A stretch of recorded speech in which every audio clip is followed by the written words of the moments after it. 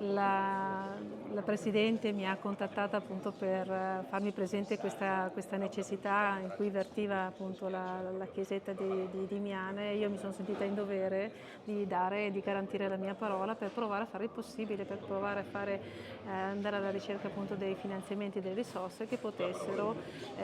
realizzare completamente i lavori che erano rimasti appunto incompleti. È stato un percorso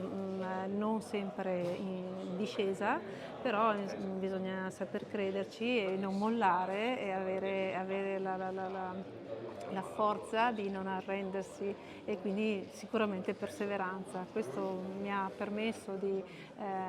fortunatamente lavorando su Roma, di avere dei contatti che sono stati attivati e quindi questo di oggi è un giorno di festa perché abbiamo potuto presentare questi importanti lavori che danno e regaleranno sicuramente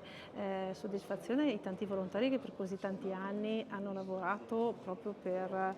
far sì che il comitato fosse d'aiuto alla ristrutturazione della chiesa, ma soprattutto per chi non c'è più ha dato tanto e credo che comunque oggi sia un giorno di festa veramente per tutti.